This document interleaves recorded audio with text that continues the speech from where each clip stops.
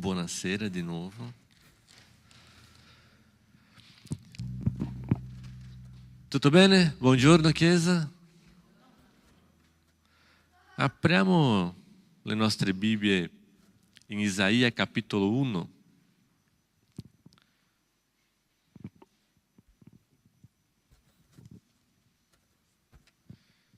Isaia capitolo 1 e leggiamo dal versetto 1 al 17.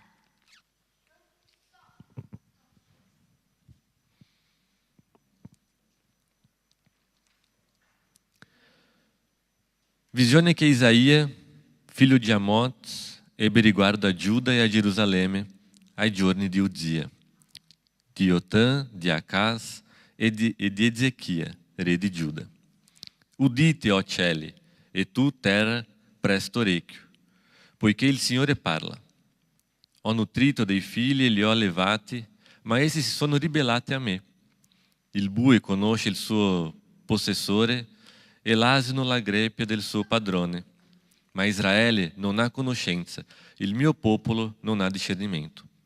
Guai alla nazione peccatrice, popolo carico di iniquità, razza di malvagi, figli corrotti. Hanno abbandonato il Signore, hanno disprezzato il Santo di Israele, hanno voltato le spalle e si sono allontanati. Per quale ragione colpirvi ancora? Aggiungereste altre rivolte. Tutto il capo è malato, tutto il cuore è languente. Dalla pianta del piede fino alla testa non c'è nulla di sano in esso. Non ci sono che ferite, contusione, piaghe aperte che non sono state ripulite, né fasciate, né lenite con olio. Il vostro paese è desolato, le vostre città sono consumate dal fuoco, i vostri campi li divorano degli stranieri. Sotto i vostri occhi tutto è devastato, come per un sovvertimento di barbari. La figlia di Sion è rimasta come un frascato in una vigna, come una campana in un campo di cocomere, come una città assediata. Se il Signore degli eserciti non ci avesse lasciato un piccolo residuo, saremmo come Sodoma, somiglieremo a Gomorra. Ascoltate la parola del Signore, capi di Sodoma. Prestate orecchi alla legge del nostro Dio, popolo di Gomorra. Che mi importa dei vostri numerosi sacrifici? Dice il Signore. Io sono sazio degli olocausti di montoni e del grasso di bestie ingrassate. Il sangue dei tori, degli agnelli e dei capri, io non lo gradisco. Quando venite a presentarvi davanti a me, chi vi ha chiesto di contaminare i miei cortili? Smettete di portare offerte inutili, l'incenso io lo detesto. E quanto a novolini, ai sabati, al convocare riunione, io non posso sopportare l'iniquità unita all'assemblea solenne. L'anima mia odia i vostri noviluni e le vostre feste stabilite. Mi sono un peso che sono stanco di portare. Quando stendete la mano, distolgo gli occhi da voi. Anche quando moltiplicate le preghiere, io non ascolto. Le vostre mani sono piene di sangue. Lavatevi, purificatevi, togliete davanti ai miei occhi la malvagità delle vostre azioni, smettete di fare il male. Imparate a fare il bene, cercate la giustizia, rialzate l'oppresso, fate giustizia all'orfano, difendete la causa della vedova. Isaia avverte il popolo di Israele perché nonostante continuassero a fare tutti i sacrifici, a mantenere tutti i riti, il loro cuore non era voltato a Dio. Isaia dimostra, in certo modo, l'ipocrisia di quel popolo. Che possiamo avere i nostri cuori voltati a Dio e capire che non è tanto quello che facciamo, quello che cerchiamo di fare, ma è il nostro cuore che deve essere 100% consegnato al Signore. È quello che siamo e non quello che facciamo. siamo perché Gesù ha pagato il prezzo al nostro posto. Che in questa Chiesa possiamo allontanarsi di questa ipocrisia che ha vissuto il popolo di Israele e che spesso è presente anche nelle chiese. Che possiamo fissare il nostro sguardo verso Dio, guardare soltanto a Lui e avere in mente che venire in chiesa e fare le cose che di solito siamo abituati, lodare, innalzare il nome del nostro Dio, di nulla vale se non lo facciamo con il nostro cuore, se non lo facciamo con le nostre vite. Altrimenti sono soltanto parole. Preghiamo. Grazie Signore perché Tu ci dai il privilegio di servirti, di onorarti, di offrirti culto. Aiutaci Signore a lasciare la religiosità accanto e vivere una vita degna del Tuo Vangelo, Padre. Che la nostra vita possa riflettere Gesù Cristo, che possiamo portare la luce a tutti quelli che sono intorno a noi, Signore. Che possiamo vivere una vita, come dice l'Apostolo Paolo, degna del Vangelo di Cristo Gesù. Accetta il nostro culto. In nome di Tuo Figlio amato. Amen.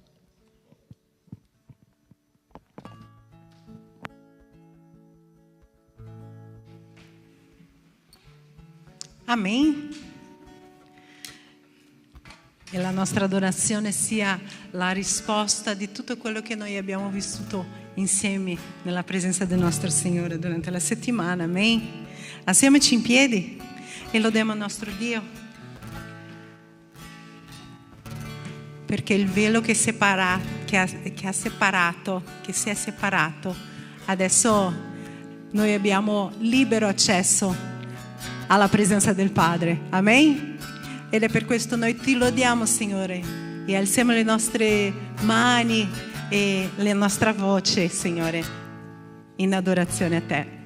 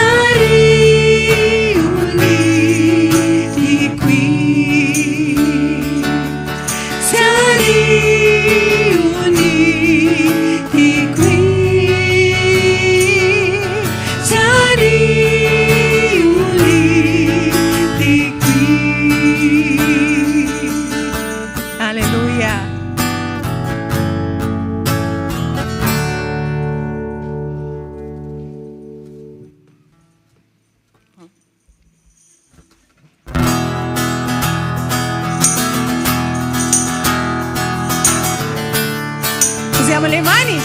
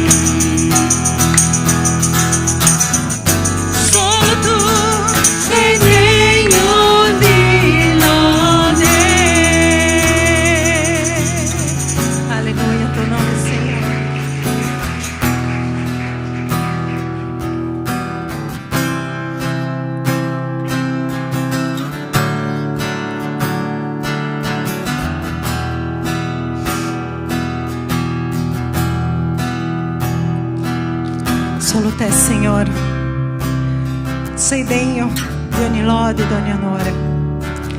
La tua parola ci insegna, Padre, a guardarti, Signore, a seguirti, Signore, a ascoltare la tua voce.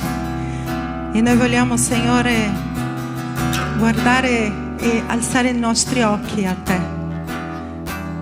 guardare meno dentro di noi, Signore, nelle nostre voglie, le nostre convinzioni, e guardare te, alzare la voce e i nostri occhi a te, oh Padre, perché per tuo nome, Signore, dalla tua voce sono venute tutte le cose, sono state create, Signore, tutto ciò.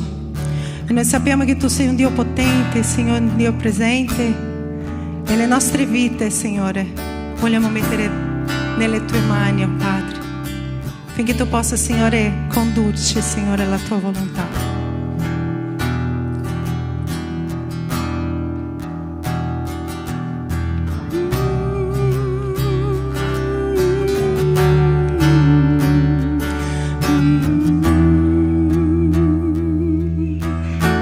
Perché da Lui, grazie a Lui, e per Lui son tutte le cose. Perché da Lui, grazie a Lui, e per Lui son tutte le cose. Cantiamo insieme. Perché da Lui, grazie a Lui, e per Lui son tutte le cose. Perché da Lui, grazie a Lui, e per Lui son tutte le cose. A Lui la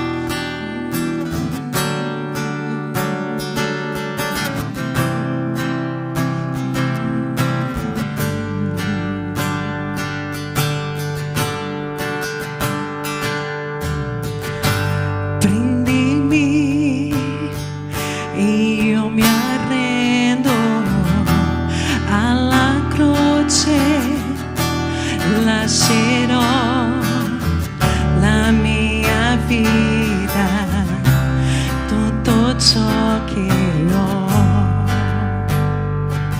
Alleluia, tuo nome, Signore. Prendi pure le mie mani, il mio cuore, affinché io possa vivere tutto ciò che hai per me. Insieme.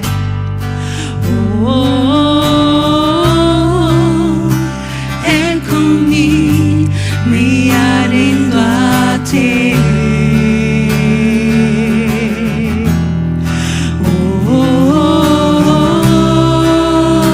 Sono tuo e tu sei mio.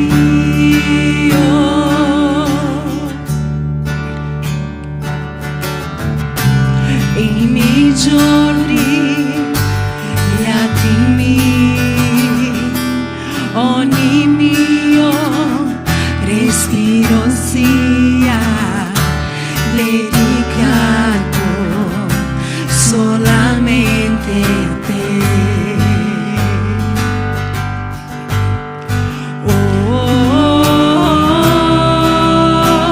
Eccomi, mi arrendo a te, Signore. Sono tuo e tu sei mio.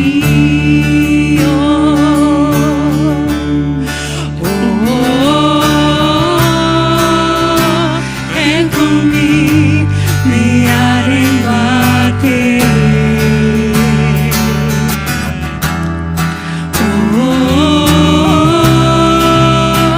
Sono tuo e tu sei mio.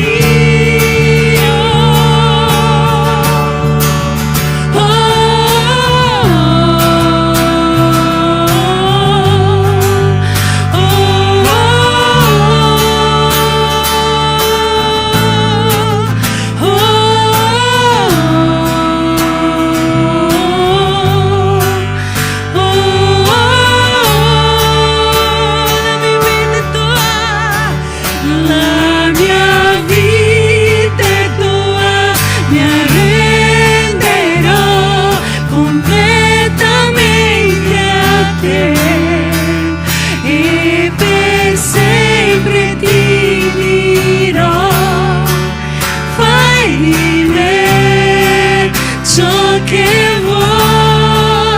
La mia vita è tua, mi arrenderò completamente a te e per sempre ti dirò, fai di me ciò che vuoi, fai di me ciò che vuoi, fai di me ciò che vuoi.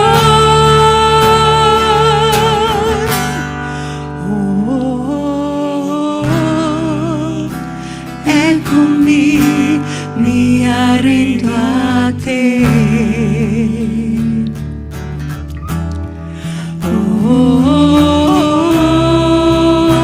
Sono tuo e tu sei mio.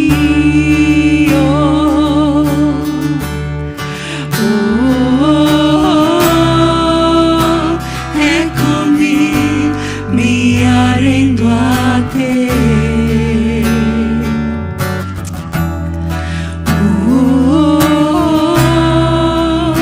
Sono tuo e tu sei mio.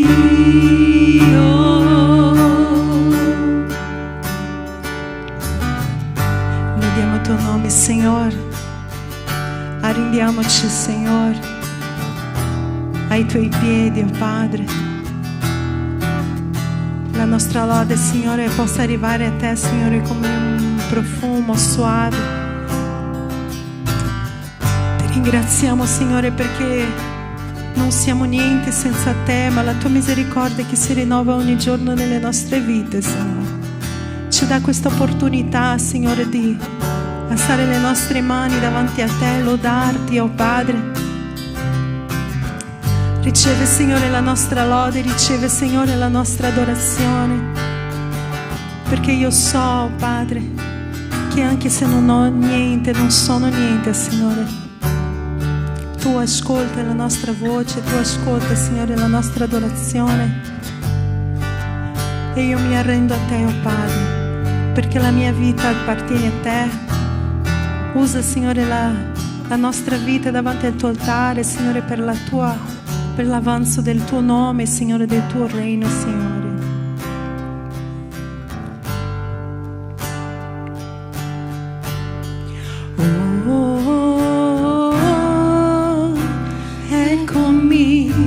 Mi arrendo a te, solo te, Signore. Sono tuo e tu sei mio.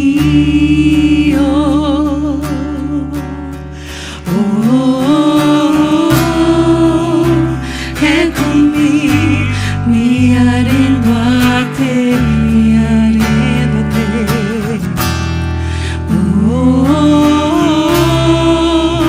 Sono tuo e tu sei mio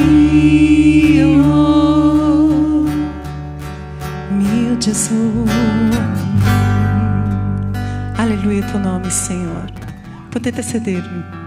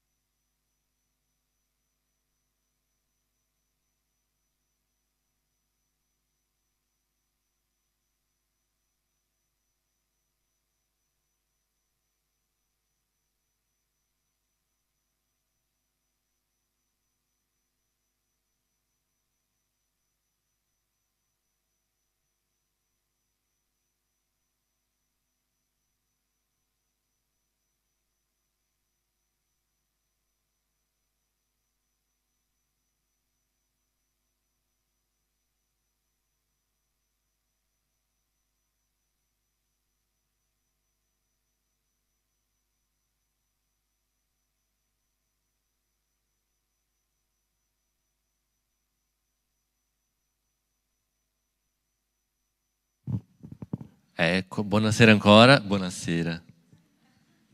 Buongiorno.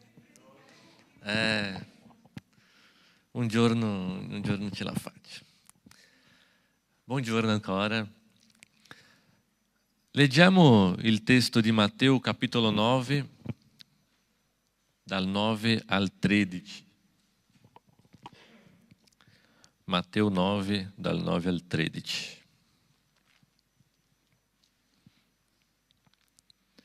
Poi Gesù, partito di là, passando, vide un uomo chiamato Matteo, che sedeva al banco dell'imposto e gli disse: «Seguimi». Ed egli, alzato, lo seguì. Mentre Gesù era a tavola in casa, sopraggiunsero molti pubblicani e peccatori, e si misero a tavolo con Gesù e con i suoi discepoli. I farisei, veduto ciò, dicevano ai suoi discepoli: «Perché il vostro maestro mangia con i pubblicani e con i peccatori?» Ma Gesù, avendoli uditi, disse: «Non sono i sani che hanno bisogno del medico, ma i malati. Ora andate e imparate cosa significa: voglio misericordia e non sacrificio, poiché io non sono venuto a chiamare dei giusti, ma dei peccatori». Preghiamo. Padre, che Tu possa parlare al nostro cuore questa mattina, che possiamo non soltanto ascoltare, ma comprendere il Tuo messaggio, Signore. Che questo possa portare cambiamenti nella nostra vita e che possiamo essere luce al mondo come ci ha chiesto Tu. È questo che Ti chiedo in nome di Gesù. Amen. A Padova abbiamo iniziato un percorso che stiamo vedendo un po' della storia di Gesù, delle azioni di Gesù e come questo si collega all'Antico Testamento. Cioè, stiamo leggendo le storie cercando di capire qual era la comprensione che i giudei avevano in quel periodo in cui quelle cose sono successe. Di solito cerchiamo di vedere solo le azioni e quello che comportano a noi, ma tutto quello che faceva Gesù c'era un scopo preciso per il popolo di Israele. E stiamo cercando più o meno di collegare queste azioni tra il popolo di Israele e Gesù. Questa difficoltà che abbiamo molte volte di non capire cosa significava per gli ebrei è perché spesso leggiamo la Bibbia con la nostra testa del XXI secolo e questo è un problema. Insomma, c'è sempre un'applicazione per noi, ma dobbiamo capire anche che ogni libro della Bibbia è stato scritto a qualcuno e con un scopo preciso. E questo è il secondo aspetto per quale abbiamo difficoltà spesso di capire. Non consideriamo chi l'ha scritto e a chi l'ha scritto. E questo è molto importante. Questo ovviamente non vuol dire che per avere un pubblico, come si dice, un pubblico specifico, quel libro lì, che non sia valido anche per noi, non è assolutamente questo. La parola di Dio è viva ed efficace, serve a tutti quanti, in tutti i tempi.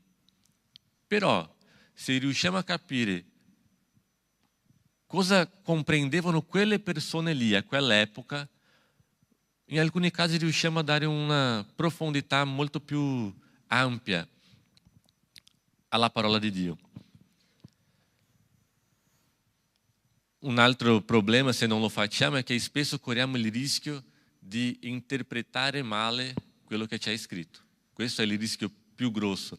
Non possiamo semplicemente leggere un testo, non considerare il perché a chi è stato scritto e cercare semplicemente di fare un'applicazione ai tempi nostri.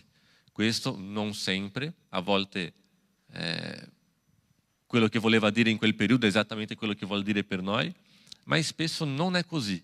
E riusciamo di interpretare male, di capire male il messaggio e di per conseguenza estrarre applicazioni sbagliate per le nostre vite. E per questo percorso con la Chiesa di Padova abbiamo scelto, scusate, io mi recupero di una influenza. Per questo percorso abbiamo scelto il Vangelo di Matteo. Perché? Abbiamo 4 Vangeli nella Bibbia, giusto?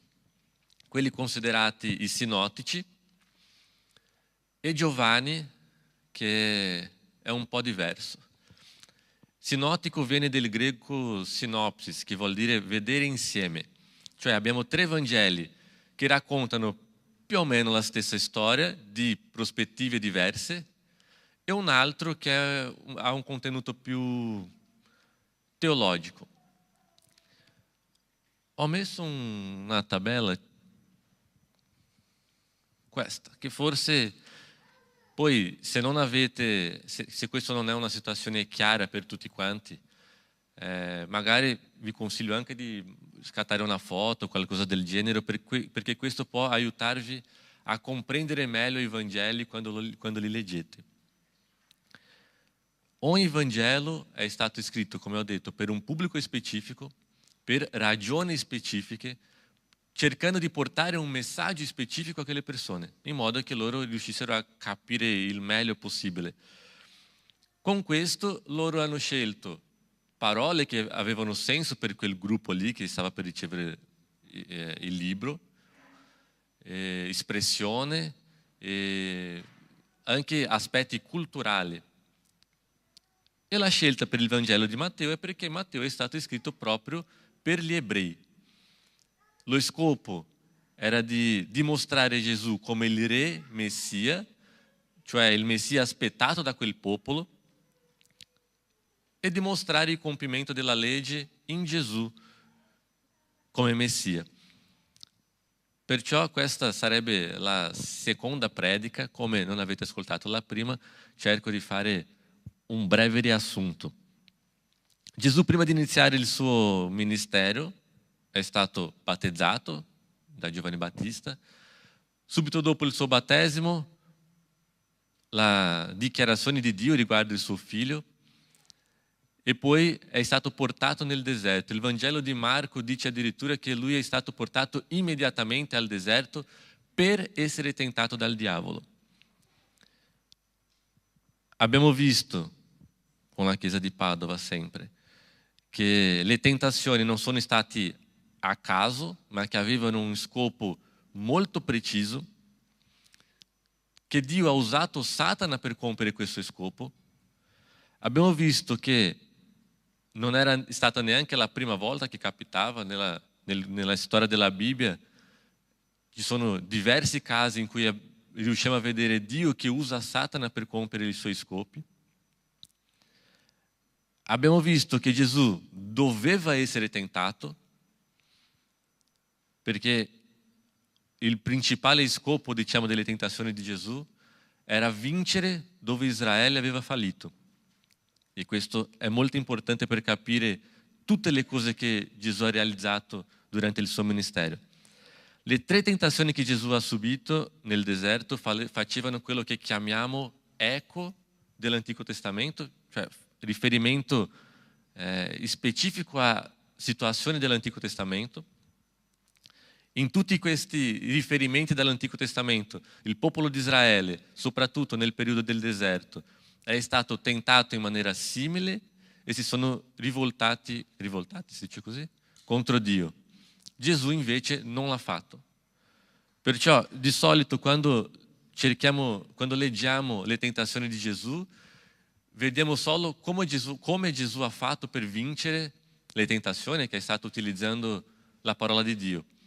Noi stiamo guardando da un altro aspetto, non il come ha fatto, ma il perché lo ha fatto. Cosa c'entrava questo con il popolo di Israele?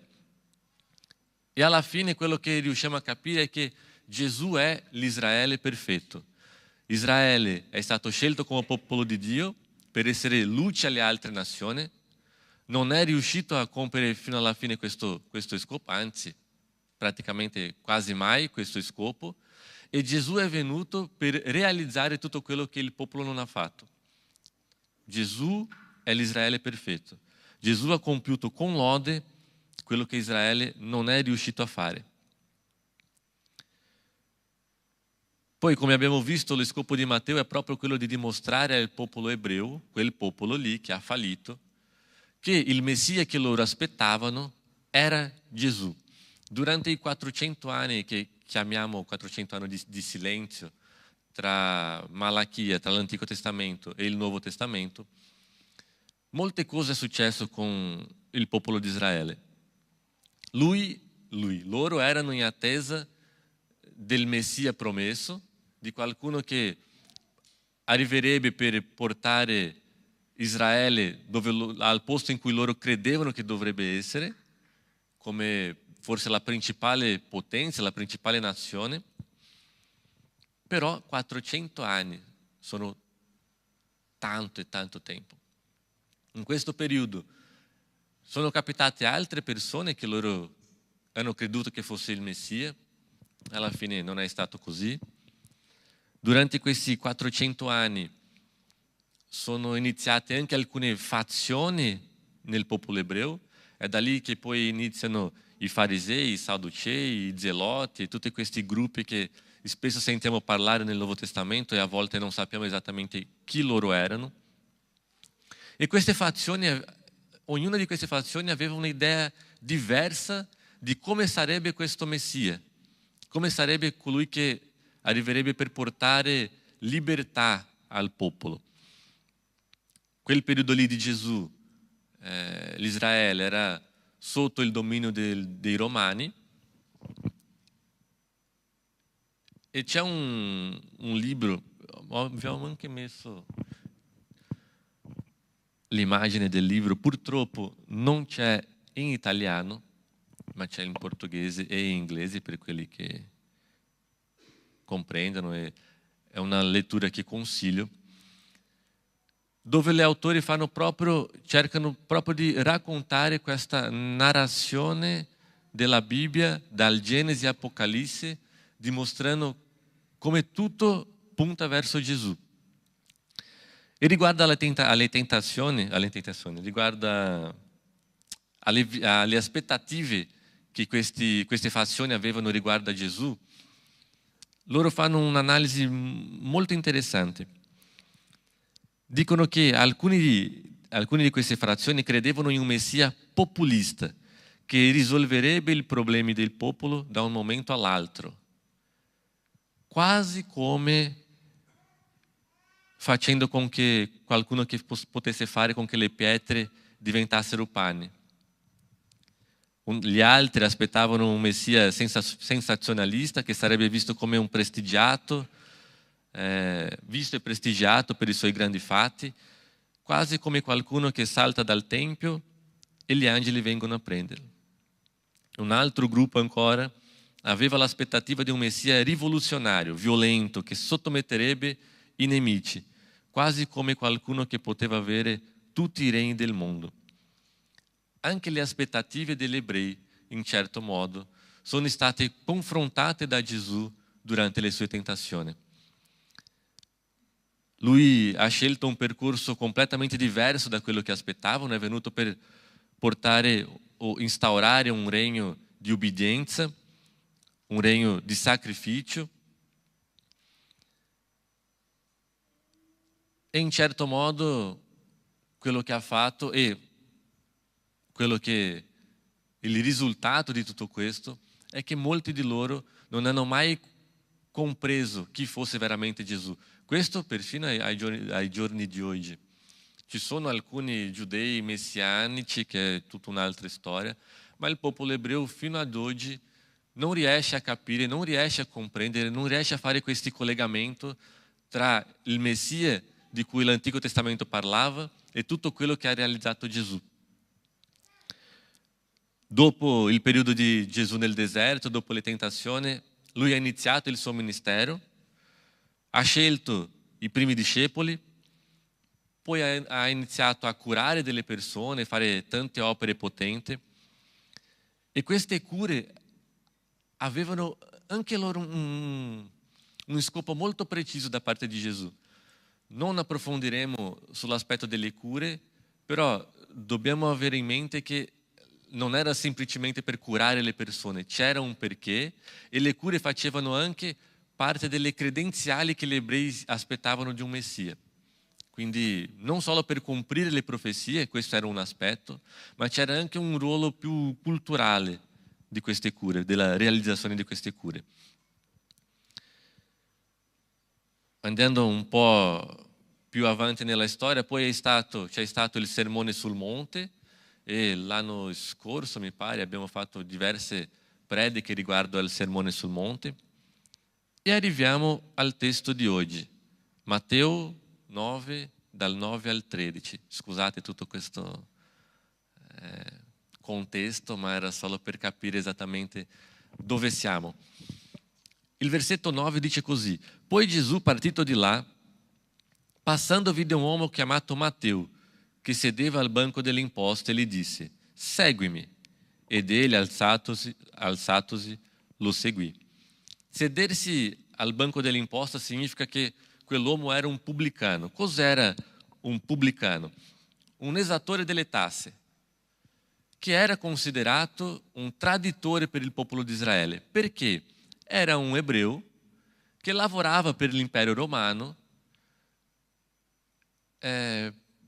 prendendo le tasse dei suoi fratelli ebrei, cioè un traditore, ma era considerato anche un peccatore, non un semplice peccatore, ma forse il peggiore di tutti i peccatori, perché oltre a allearsi con questi nemici, c'era un altro aspetto importante, che l'esattore delle tasse, il pubblicano, aveva spesso contatto con le monete queste che portavano l'immagine dell'imperatore, che per loro era considerato un atto di idolatria, e avendo spesso contatto con le monete e anche con i popolo gentili, i romani, erano praticamente considerati impuri durante tutta la vita.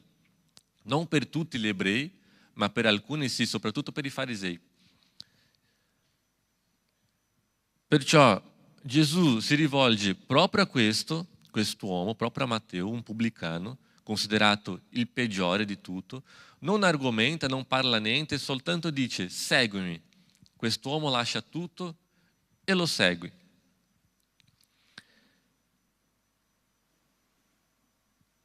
Ritornando al testo, il versetto 10 dice così: mentre Gesù era a tavola in casa e Matteo, non sappiamo esattamente perché, forse per un atto di umiltà o non credeva fosse importante, non dice in quale casa loro sono andati, ma sia Marco che Luca dicono che questa casa era proprio la casa di Matteo, e Luca dice che non era una semplice cena che loro avrebbero fatto, ma era un grande banchetto che Matteo ha offerto. Mentre Gesù era a tavola in casa, sopraggiunsero molti pubblicani e peccatori e si misero a tavola con Gesù e con i suoi discepoli. Considerando che i pubblicani erano peccatori e traditori, impuri, considerato impuro, essere considerato impuro voleva dire che loro non potevano spesso partecipare degli incontri nelle sinagoghe, spesso non potevano adorare a Dio nel Tempio, perché per farlo doveva essere considerato puro e c'era tutto un rito da compiere, e per conseguenza erano anche persone emarginate, si dice così, lasciate accanto dalla società, esclusi dalla società. E questo era un grande problema, soprattutto per un ebreo. Il fatto che un ebreo non potesse adorare a Dio nel Tempio non era una cosa da poco. Per loro era, come possiamo dire, adorare a Dio nel Tempio era parte, non era solo cosa facevano, ma era un pezzo di chi loro erano. E essere privati da questo, da poter fare questo, per loro era una cosa dolorosa, per molti di loro almeno. Il versetto 10 dice che mentre loro erano a casa con questo pubblicano, sono arrivati altri pubblicani e peccatori e sono tutti seduti a tavola con Gesù. Immaginate quel bel banchetto gigante, Gesù lì con alcuni dei suoi discepoli, non aveva ancora scelto tutto quanti, ma alcuni dei suoi discepoli, il pubblicano Matteo, i suoi amici, altri pubblicani, sono venuti insieme per sedersi lì accanto a Gesù, per ascoltare le sue parole, e peccatori. Abbiamo visto chi erano i pubblicani, ma chi sono i peccatori? Tutti quelli che commettono? No. Insomma, sì, tutti quelli che commettono peccati sono considerati peccatori, ma non era a questo che Matteo si riferiva. I pubblicani erano considerati i peggiori dei peccatori perché erano impuri. Tante altre professioni erano considerate impure. Ad esempio, come si dice, i conciatori di pelle, loro spesso erano considerati impuri perché? Perché dovevano lavorare con le carcasse di animali morti, con il sangue, e queste cose facevano con che loro diventassero impuri. Per tornarsi puri, loro dovevano fare tutta la procedura di purificazione per poi poter adorare a Dio nel Tempio. Alcune di queste procedure esigevano giorni, però se il loro mestiere li obbligava a fare questo ogni giorno, loro praticamente non erano mai considerati puri. Per conseguenza erano quasi che un gruppo a parte della società. C'erano anche altre professioni, i medici spesso erano considerati impuri perché avevano contatto con le ferite aperte, con i morti e tutto quanto. Quindi diversi gruppi all'interno del popolo ebreo erano considerati impuri o peccatori. Erano di queste persone che Matteo parlava. C'erano i pubblicani, ma c'erano anche altre professioni di persone magari che cercavano di fare le cose al modo giusto, che però per alcune ragioni erano considerate dal popolo come impuri. Tutte queste persone erano lì insieme a mangiare con Gesù, finché arrivano i farisei e vedono quella scena lì. Il problema è che tutti questi aspetti della legge, questi aspetti cerimoniali della legge, avevano un scopo anche questo molto preciso. Erano rappresentazioni di qualcosa. Rappresentazioni queste che il popolo ebreo non ha mai capito, tranne quelli che si sono convertiti, ovviamente. Se andiamo a leggere la lettera di Paolo ai Colossesi, capitolo 2, dal 16 al 17, dice così: nessuno dunque vi giudichi quanto al mangiare o al bere, o rispetto a feste, a noviluni, a sabati, cioè tutti gli aspetti cerimoniali della legge, che sono l'ombra di cose che dovevano avvenire, ma il corpo è di Cristo. Alcune traduzioni dicono: ma la realtà si trova in Cristo. Come dice l'Apostolo Paolo, queste cose erano ombre, erano rappresentazioni di qualcosa che stava ancora per succedere. Per questo Gesù dice che lui non è venuto per abolire la legge, per annullare la legge, ma per compierla. Tutte queste cose puntavano verso Gesù.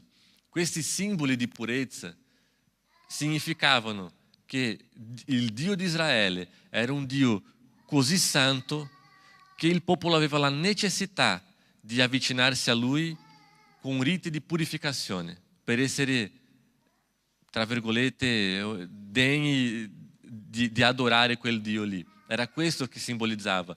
Non era il l'atto in sé, ma cosa significava quell'atto lì. Ebrei 9:22 dice: senza spargimento di sangue non c'è remissione. Era proprio questo che simbolizzava i sacrifici che loro dovevano fare per la purificazione dei loro peccati. Non perché erano i sacrifici degli animali che purificava il popolo ebreo, ma perché quello simbolizzava il sacrificio di Gesù che sarebbe compiuto molto tempo dopo e che attraverso il sacrificio di Gesù è che quel popolo sarebbe stato purificato. Quindi così come noi oggi siamo purificati del sacrificio di Gesù già successo, loro a quel periodo lì erano anche loro purificati dal sacrificio di Gesù che sarebbe accaduto in futuro, non per i sacrifici che loro realizzavano. Quelli erano soltanto simboli. Il problema è che quando non riusciamo a capire questo, come i farisei e i sadducei e tante di queste fazioni, quando non riescono a comprendere questi simboli, loro si tornano l'esempio massimo del legalismo e della religiosità.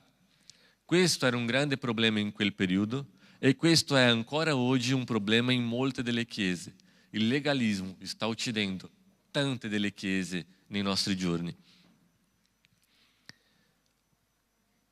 Alcuni esempi semplici di cose che vediamo spesso all'interno delle chiese, cose come non si può usare gli orecchini, non si può fare i tatuaggi, non si può guardare la TV. Queste regole, che soprattutto non li troviamo neanche nella Bibbia, non sono altro che legalismo e religiosità, un modo di cercare di diventare più degno magari del sacrificio di Cristo, quando in realtà nada di quello che possiamo fare può avvicinarci a Dio, se non l'opera di Cristo sulla croce.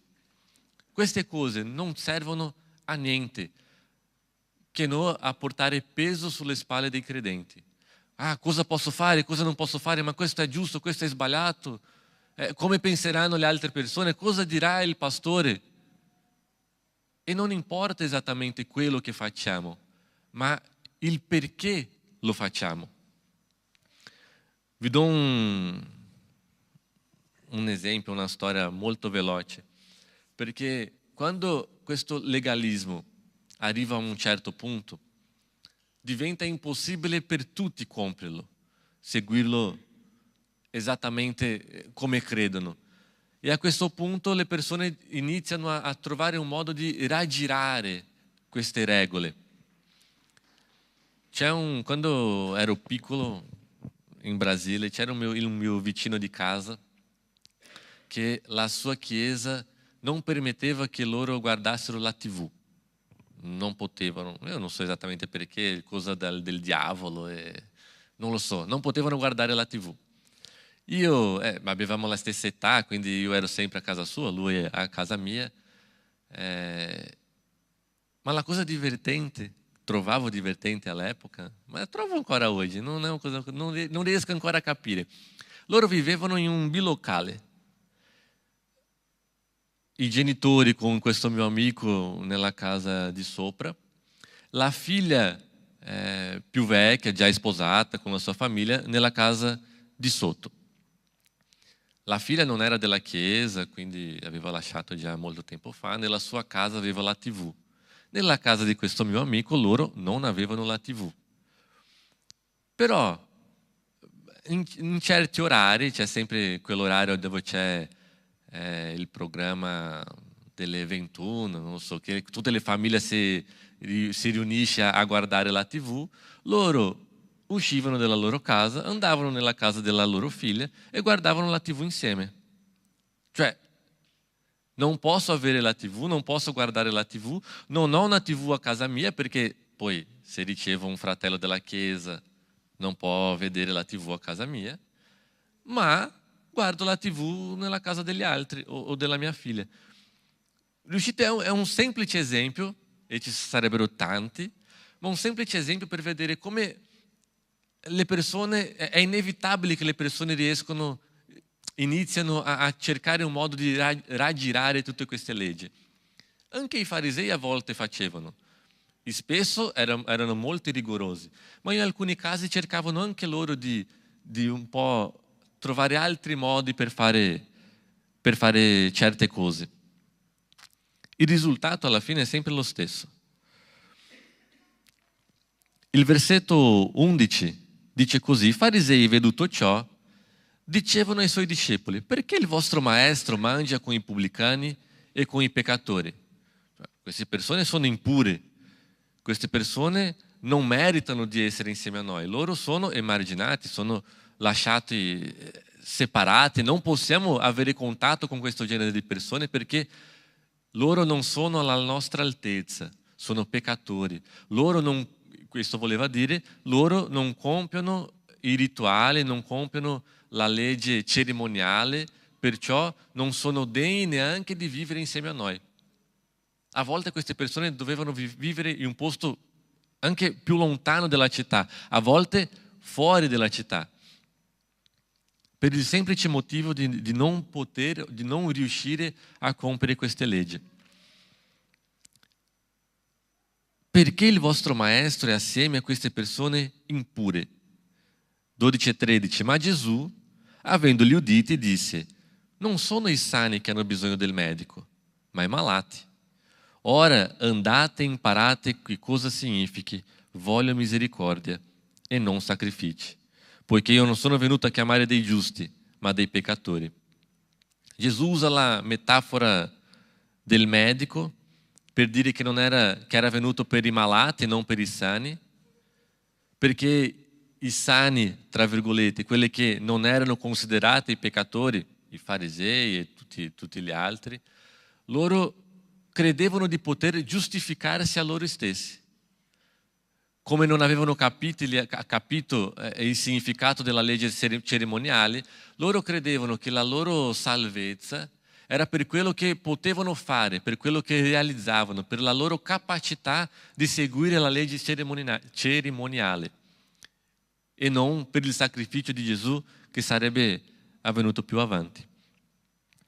I farisei si consideravano gli specialisti della legge E immaginate la scena, lì c'è Gesù di nuovo, quel grande banchetto che mangia, i farisei che arrivano forse un po' da lontano, che guardano, si avvicinano a uno dei discepoli. Ma perché? Perché Gesù è insieme a queste persone, a questi peccatori che non meritano la nostra presenza insieme? Gesù ascolta, si rivolge a loro e la sua parola: voi che credete di conoscere tutto della legge, voi che credete di compiere ogni aspetto della legge, ora andate e imparate cosa significa.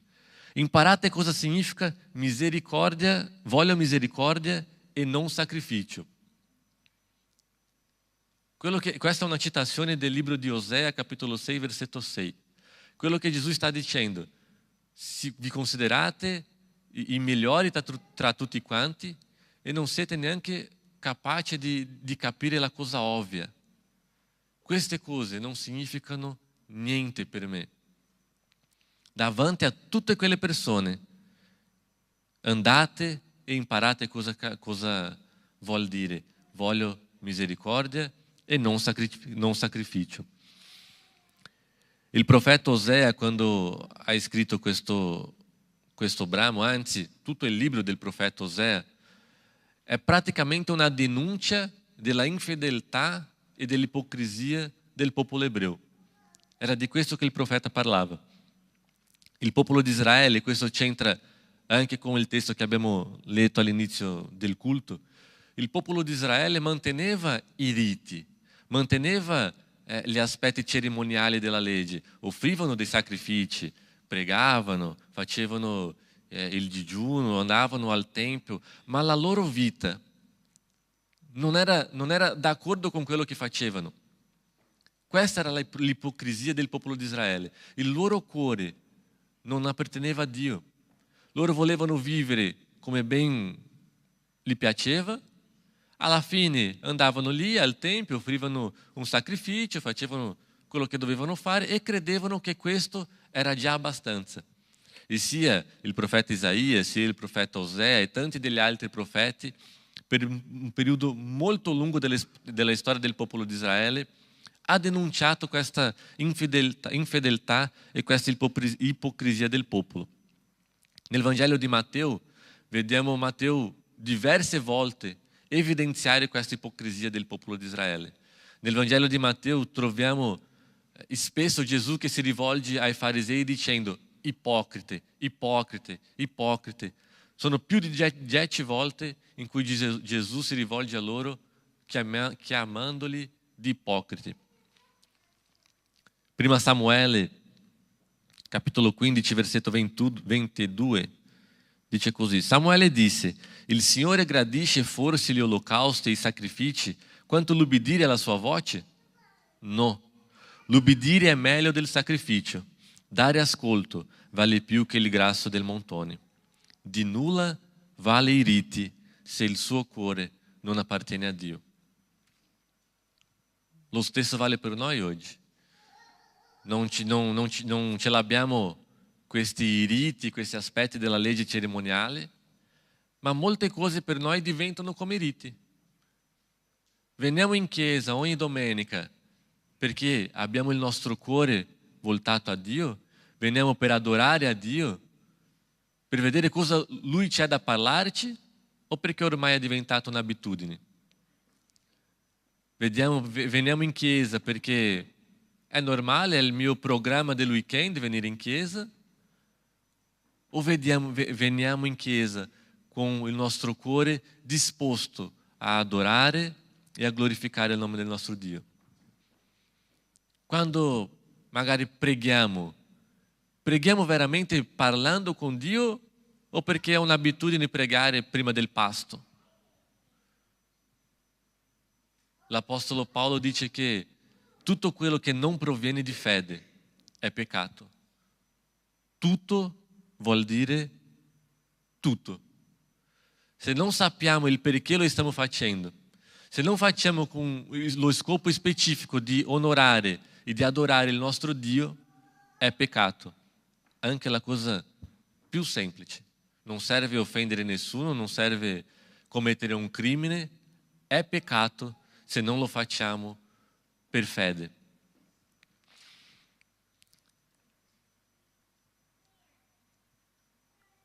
Ancora l'Apostolo Paolo, quando lui scrisse la lettera ai Filippesi, c'è un versetto che mi piace molto, Filippesi 1,27, dove lui dice che dobbiamo comportarsi nel modo degno del Vangelo di Cristo.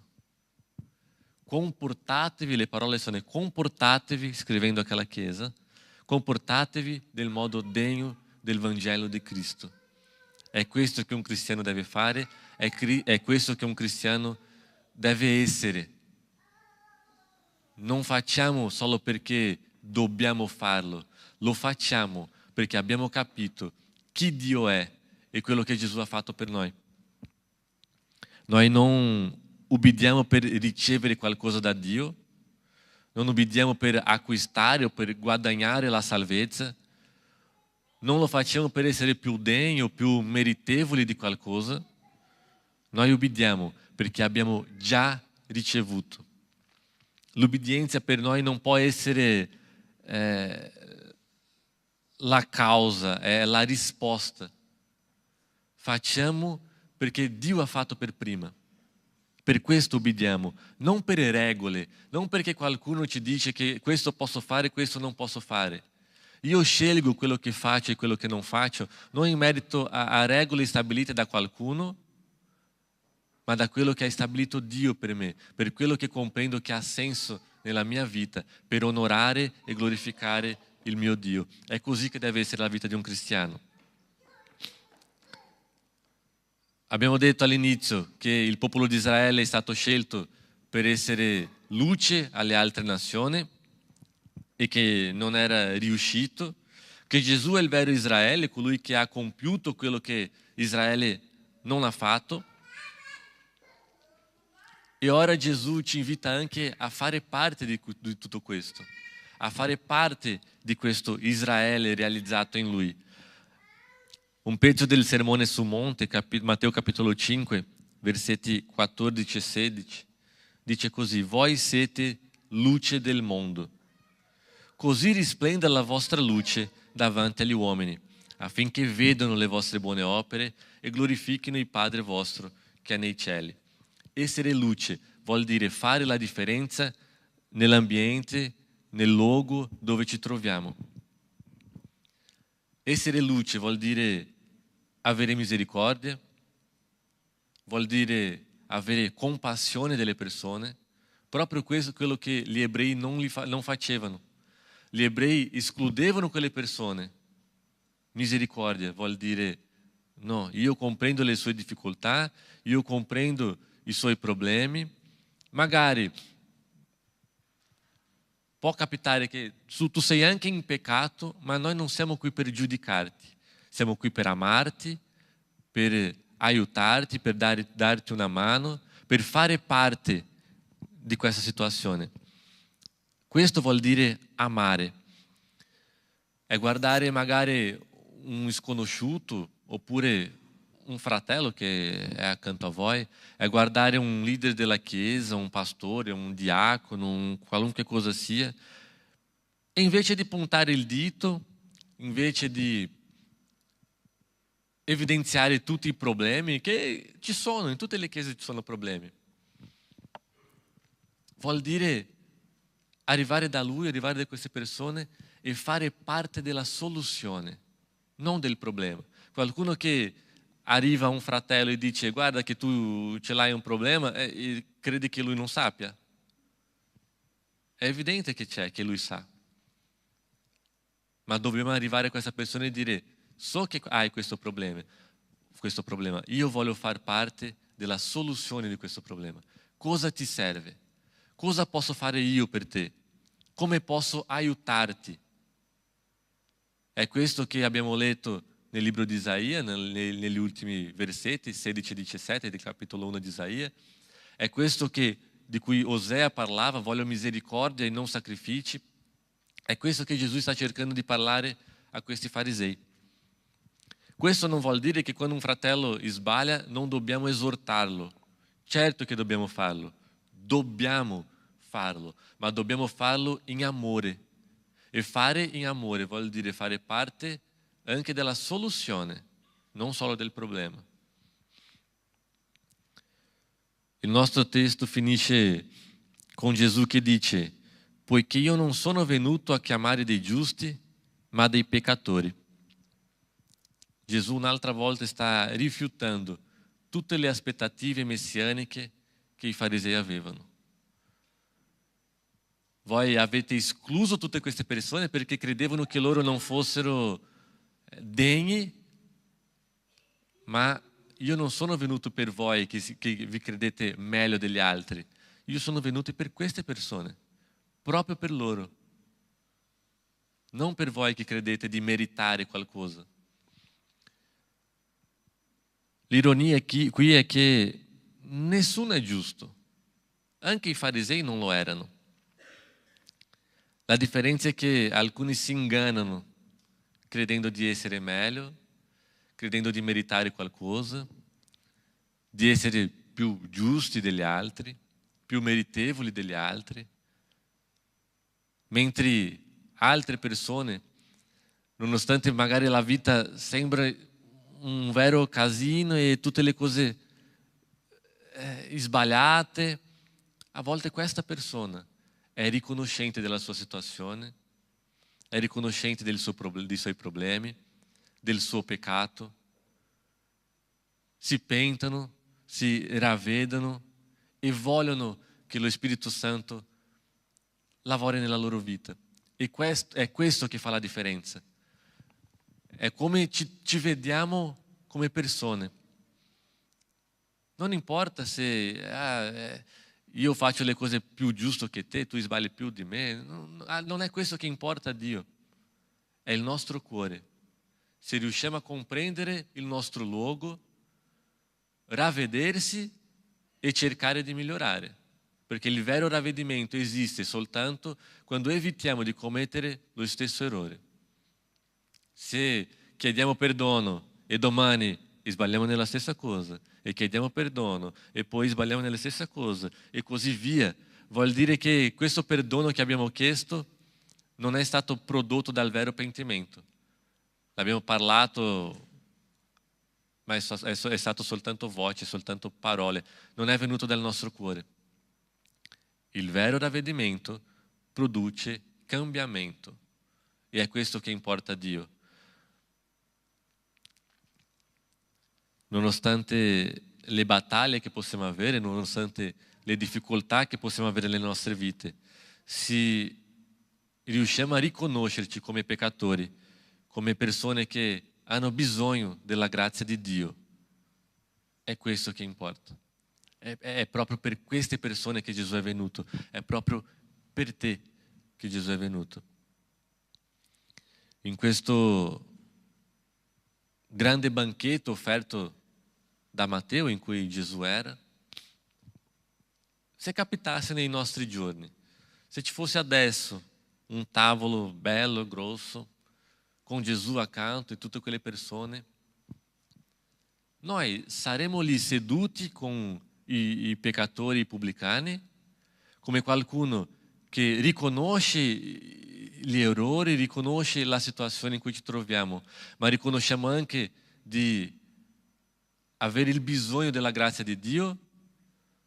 O forse noi saremo lì con i farisei che dicono: ma perché insieme a Lui? Perché Gesù è insieme a queste persone?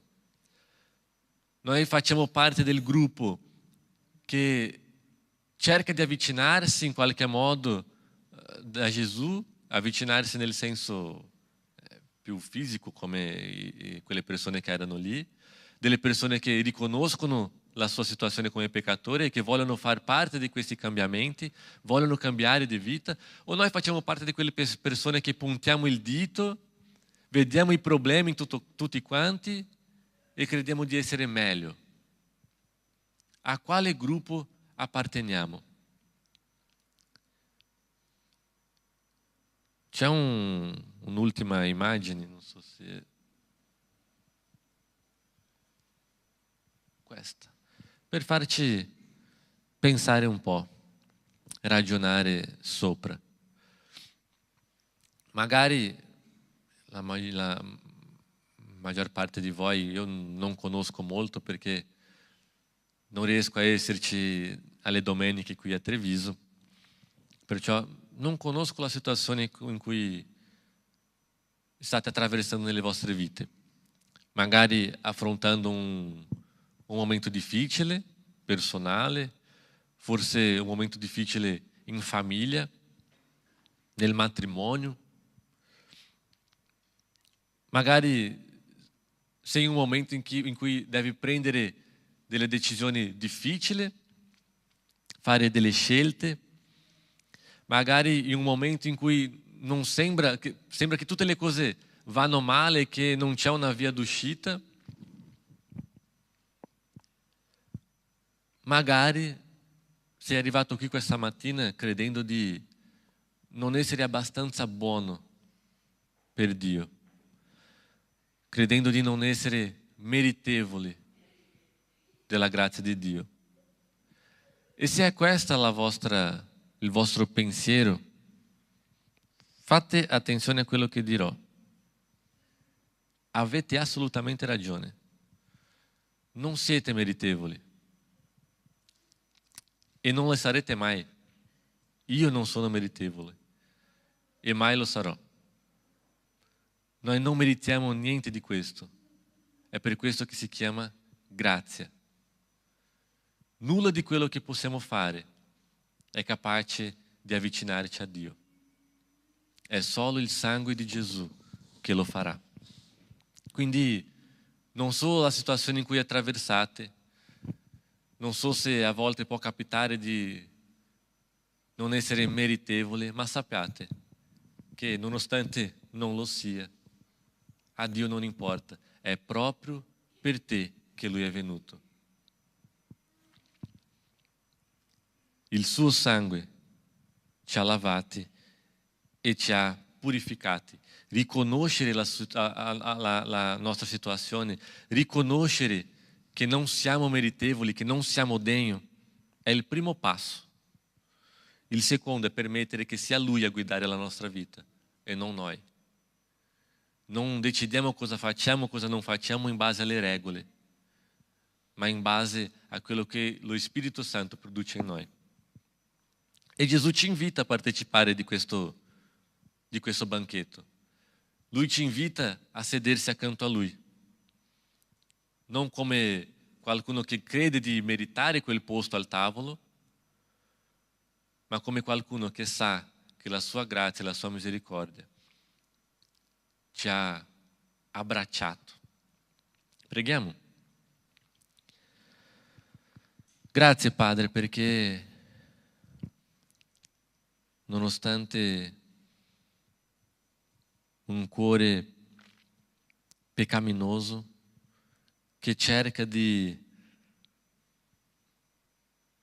portare tutte le tentazioni possibili, noi sappiamo che dal momento in cui prendiamo una decisione di vivere una vita per te e con te, è il tuo Santo Spirito che lavora su noi, Padre. Come dice l'Apostolo Paolo, che queste parole possono essere verità nelle nostre vite. Non sono più io che vivo, ma Cristo vive in me. Che il tuo Santo Spirito possa produrre frutti nelle nostre vite, Padre. Che possiamo essere luce in questo mondo. Che le persone possano guardarci e vedere te in noi, Padre. Che possiamo fare la differenza. Portare la tua parola, vivere la tua parola. Vivere in modo degno del tuo Vangelo. Non perché qualcuno ci dice di farlo, ma lo facciamo con gioia, Signore, per quello che tu hai già fatto per noi. Grazie perché hai inviato il tuo Figlio per portare sulle sue spalle il peso del nostro peccato, diventare maledizione al posto nostro, Signore. Grazie perché in Lui possiamo avere nuovamente comunione insieme a Te. Grazie di tutto, in nome di Gesù. Amen. Il gruppo di lode, e questo è il momento delle nostre decime e offerte, un momento che appartiene a coloro che hanno già consegnato la vita a Gesù Cristo, che comprendono quello che stanno facendo. Di nuovo, questo è un altro esempio, le decime e le offerte non sono un rito che lo facciamo perché siamo abituati a farlo. Lo facciamo non per acquistare qualcosa, ma perché abbiamo già ricevuto e perché siamo consapevoli che tutto quello che apparteniamo ci ha dato Dio. In realtà appartiene a Lui, perché anche noi apparteniamo a Lui. Quindi è un modo di partecipare dell'opera di Cristo nella vita della Chiesa. Colui che hanno piena coscienza di questo e che hanno già consegnato la vita a Cristo Gesù possono partecipare del momento delle decime e offerte.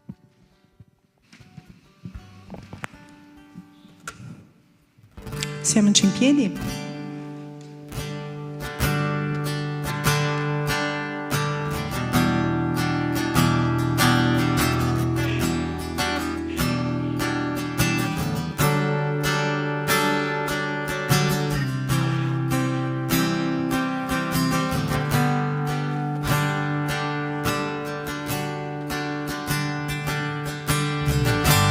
Prendimi, io mi arrendo alla croce, lascerò la mia vita, tutto ciò che ho.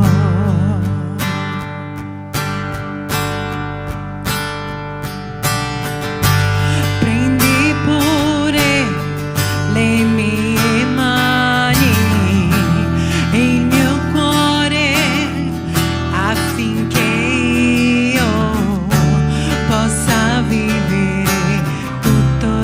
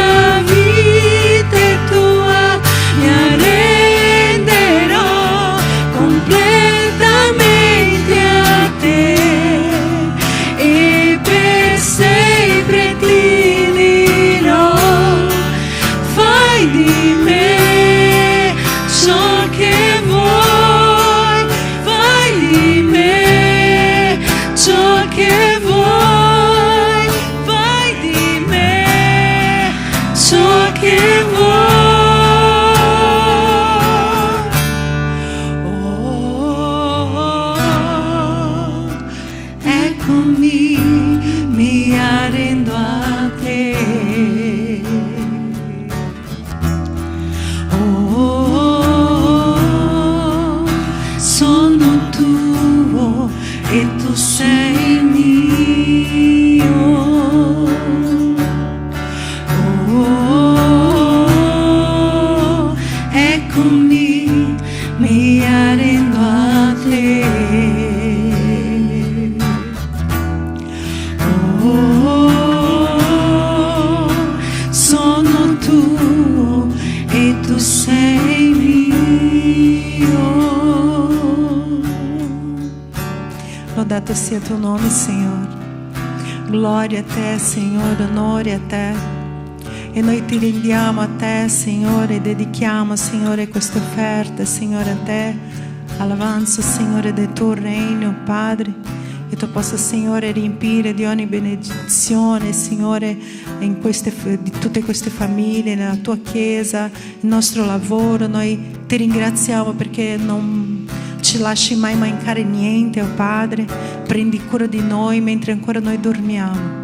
Lodiamo il tuo nome, Signore, perché tu sei un Dio d'amore, un Dio presente, Signore, e noi ci arrendiamo a te, Signore. Lodiamo il tuo nome e ti ringraziamo. E in nome di Gesù noi ti lodiamo, Padre. Amen e amen.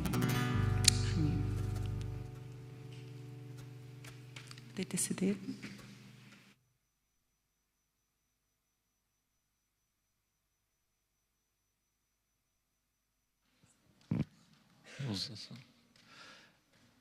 Gli avvisi? C'è baby shower di Elena.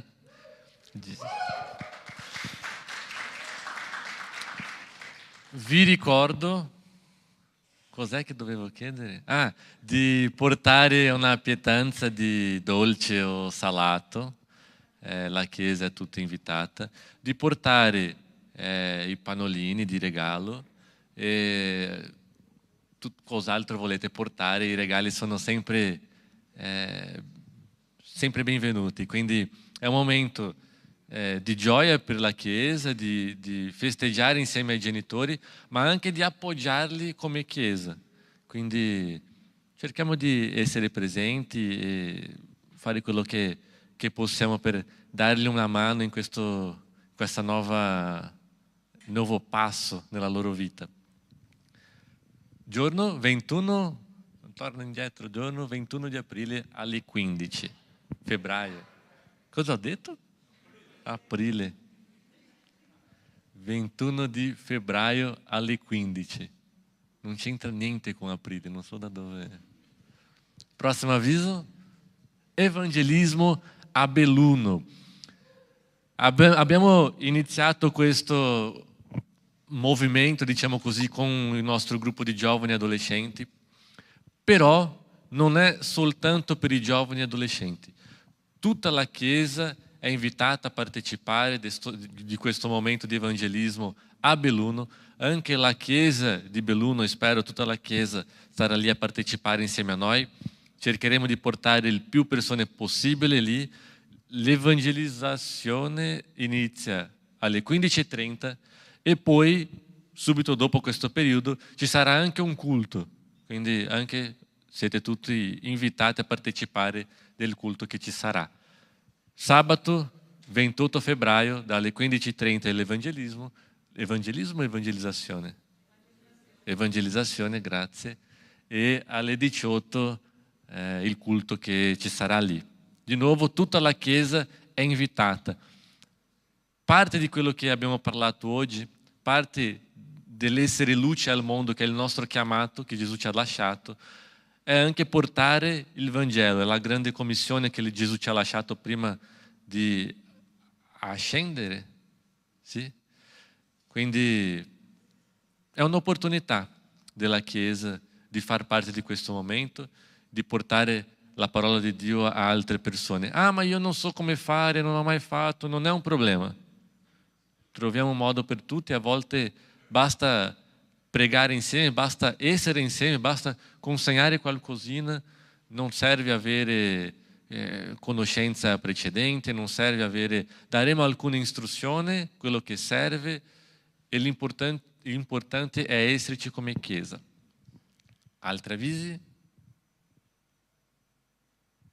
Ministero sociale, raccolta cibo, Quindi se avete, non dico neanche così, cercate di portare qualcosina sempre che potete alla Chiesa per sostenere il ministero sociale, che è anche responsabile per sostenere altre famiglie, è anche un modo di partecipare della comunità come Chiesa e di portare luce a questo mondo. Altri? Campeggio di giovani e adolescenti della nostra Chiesa. Qui vorrei, poi magari il pastore Caio mi tirerà le orecchie, però vorrei parlare a voi genitori. Se avete figli, giovani o adolescenti, parlerò per voi, va bene? Investite nelle vite dei vostri figli mentre potete. Questa è un'opportunità di farlo.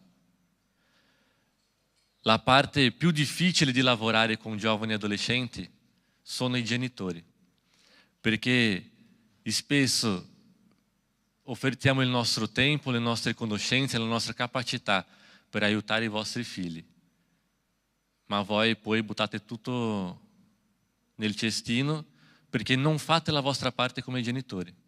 A volte cercate di essere amici, colleghi, non lo so, ma non è questo che deve fare un padre o una madre.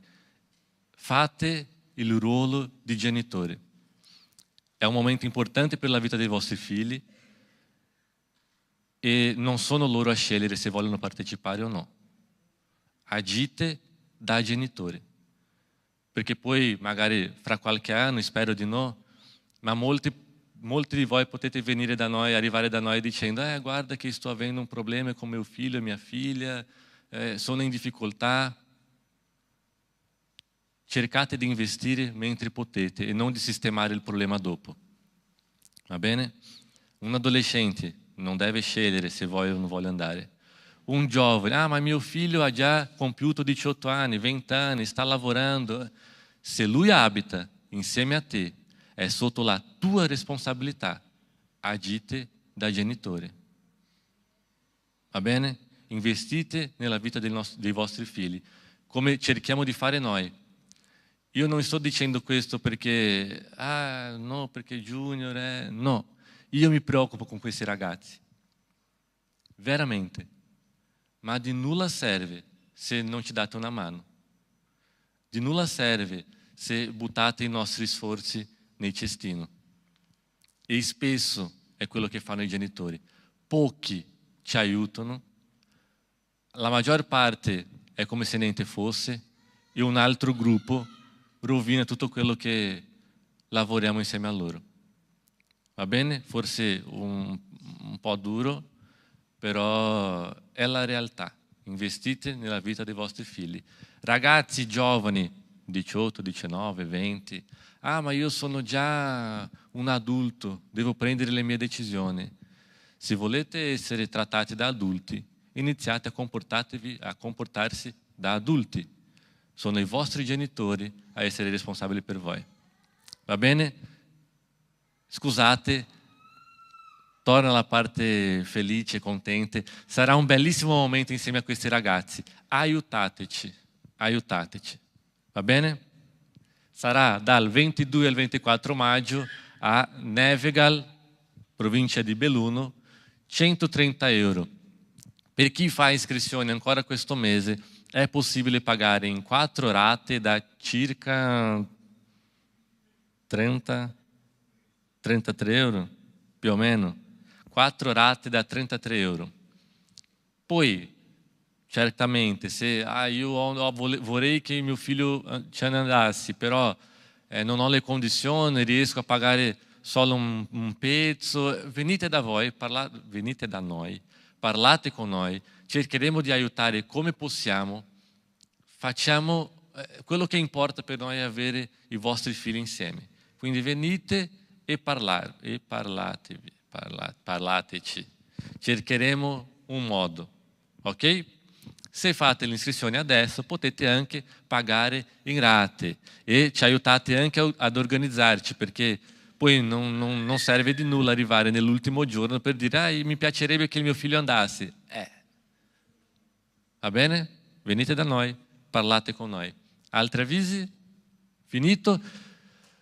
Io vorrei fare, prima di finire il culto, un ringraziamento prima alla Chiesa, perché la scorsa settimana abbiamo avuto il matrimonio di Emma e Alessia e è stato un momento bellissimo.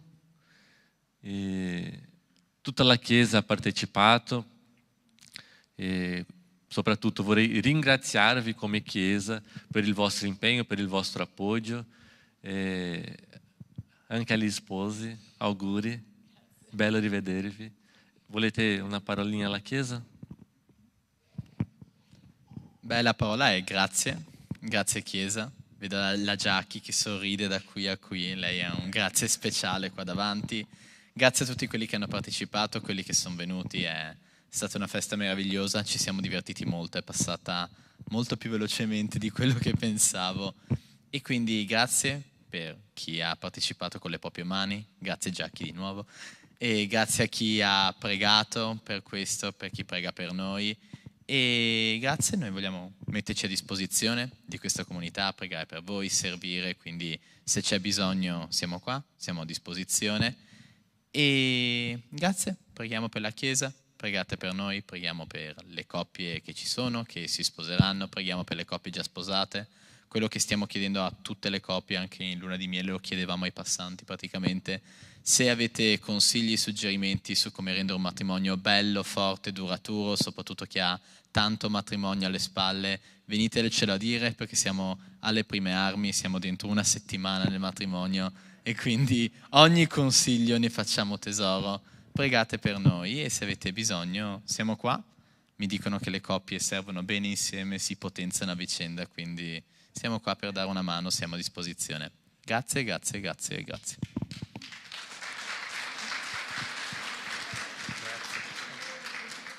Grazie mille.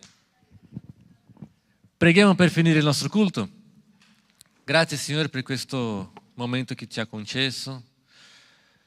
Grazie per la vita di Emma e Alessia, Padre, che tu possa guidarli in questa nuova fase, possa benedirli, dargli saggezza come coppia, che tu possa essere al controllo di ogni vita qui, possa benedire la nostra Chiesa, Padre, che possiamo essere insieme luce in questo mondo. Grazie di tutto, in nome di Gesù. Amen. Buona giornata a tutti. Ciao.